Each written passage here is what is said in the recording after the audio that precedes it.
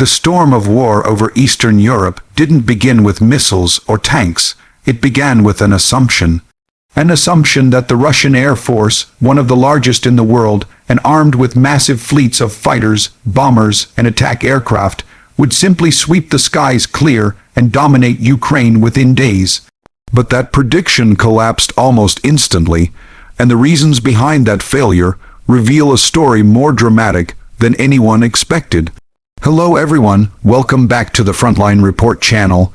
Please subscribe and like my videos, because today we're diving deep into why Russia, despite overwhelming numbers and decades of investment, failed to achieve air superiority over Ukraine. And trust me, what you're about to hear changes the entire way we understand 21st century warfare.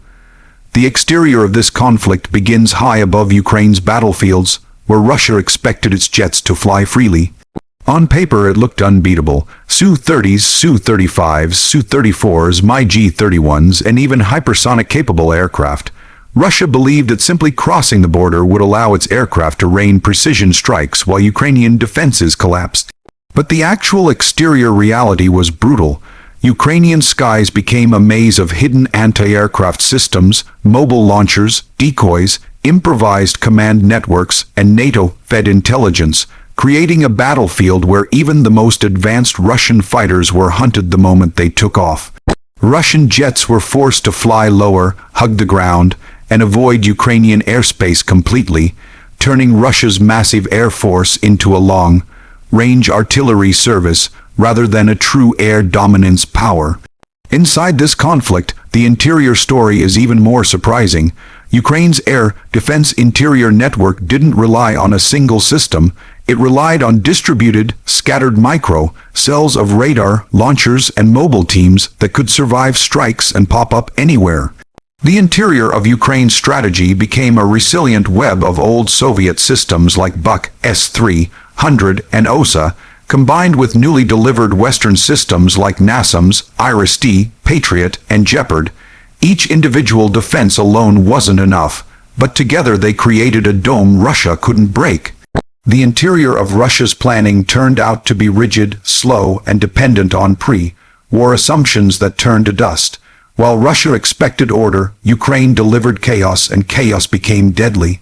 Performance on both sides became a defining factor that shaped the entire war. Russia's Air Force performance was measured not by how many aircraft they had, but how effectively they could use them, and the results were staggering. Russian aircraft stayed far behind the front lines, firing long-range, unguided rockets instead of precision munitions. Pilots had limited training hours compared to NATO pilots, sometimes as low as 60-80 hours per year, meaning they lacked the real-time experience needed for modern air combat. Their coordination with ground forces was weak, communications were outdated, and early losses forced them to adopt a posture of caution rather than domination. Ukraine, on the other hand, performed far beyond expectations. Its small fleet of old MiG-29s and Su-27 survived through mobility and tactical deception. Ukrainian pilots became masters of hit and run tactics, using valleys, low-altitude approaches, and rapid relocation to avoid Russian radar. Some missions were flown without functioning radar systems, relying instead on ground controllers using real-time intelligence from NATO and drones. This performance gap wasn't technological, it was psychological. Ukraine took risks Russia refused to take, and those risks allowed it to keep its skies contested long after experts predicted total collapse. Safety features in this war were not mechanical, they were strategic. Ukraine created the safest possible environment for its pilots by constantly relocating air bases, camouflaging aircraft under bridges or inside barns, scattering spare parts across the country, and using decoy airfields made of painted plywood. Even the safest infrastructure became mobile.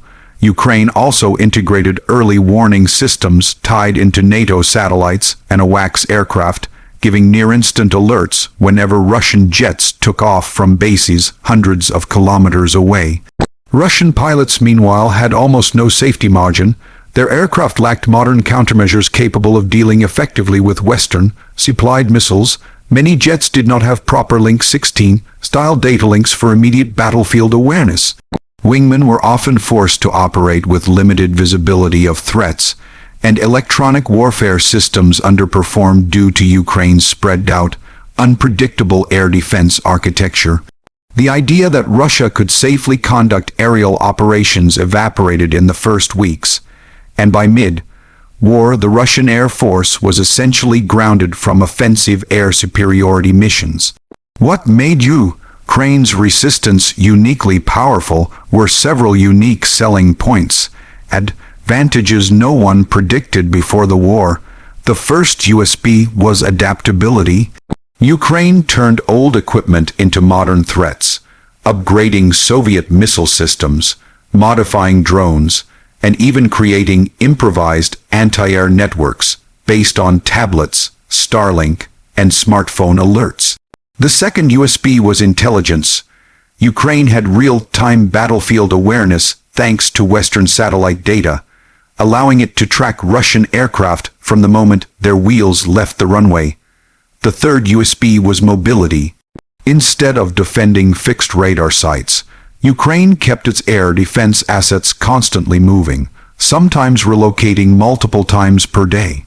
A Patriot battery that should have been a static target became a hunter-killer system used to ambush Russia's most advanced jets, including the Su-34 and Su-35.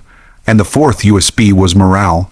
Ukrainian pilots fought not just to survive, but to protect their homes, giving them a psychological edge that cannot be measured in raw numbers. The concept of price in this war extends beyond money. Yes, Russia paid a staggering financial price, billions in lost aircraft, destroyed munitions, and wasted fuel. Modern fighters like the Su-34 cost around $50 million each, and losing dozens becomes catastrophic for both budget and military capability. But the deeper price was strategic. By failing to secure air superiority, Russia lost the ability to protect its ground forces, control logistics, or conduct deep strike operations effectively. Its armored columns were destroyed by drones and artillery that should have been easy targets for any nation with true air dominance. The price paid also impacted global perception. Russian aircraft were expected to set the tone for the war, but instead became symbols of vulnerability. The human price was even worse. Russian pilots, often flying outdated aircraft or using incomplete mission intelligence, suffered heavy losses. Many flew with minimal training or under immense pressure from command structures that demanded results at any cost. Ukraine paid dearly too, losing highly skilled pilots whose training took years. But Ukraine minimized losses through strategy, while Russia minimized strategy and absorbed losses through repetition. This difference shaped the entire war. All of these factors bring us to the unavoidable conclusion. Russia failed to achieve air superiority in Ukraine not because of one mistake, but because of a chain of miscalculations, aggressive assumptions, and structural flaws. The myth of Russian air power collided with the reality of modern, adaptable, intelligence-driven warfare. In a world where mobility beats mass, information beats intimidation, and agility beats size, Russia's air force found itself fighting the wrong war with the wrong doctrine. Ukraine proved that even a smaller air force can survive, and even win momentum, when backed by the right network of technology, intelligence, creativity, and courage. The war in Ukraine redefined the blueprint for air warfare globally. The next time a major power assumes it can dominate the skies simply through numbers, this conflict will stand as the counter-example. Russia entered the war expecting a short, decisive victory from the air. Instead, its aircraft were pushed back, hunted, and forced into defensive operations for years. The skies above Ukraine remain contested, not controlled, and that simple fact changed the entire direction of the war. The story doesn't end there. As Ukraine integrates F-16s, more Patriots, better radar, and more Western training, the balance may shift even further. Air superiority isn't just about jets, it's about strategy, adaptation, and survival. And Ukraine mastered all three. Russia failed not because it lacked power, but because it underestimated its enemy and overestimated its own doctrine. That is why Russia failed to achieve air superiority in Ukraine, and why the skies of this war have become the most fiercely contested airspace of the 21st century.